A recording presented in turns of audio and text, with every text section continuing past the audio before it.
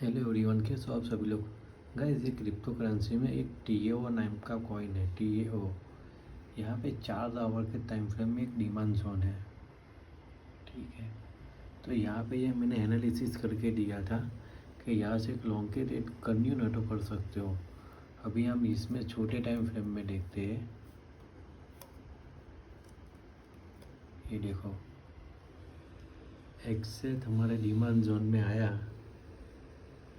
और टैप किया और सीधा ऊपर। ये देखो कितना टका ऊपर गया, स्टॉप लॉस भी नहीं लगा है, 2% ऊपर गया। अगर किसी ने ये वाली थ्रेड को 25 लेवल के साथ भी ओपन की होगी ना, तो 50% प्रॉफिट एक ही रेट में।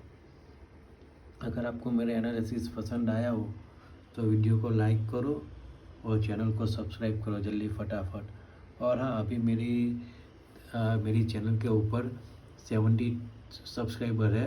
500 सब्सक्राइबर कंप्लीट हो जाएंगे, बाद में किसी 5 बंदे को, वो मेल हो या फीमेल हो, $50 का गिव अवे देने वाला हूँ।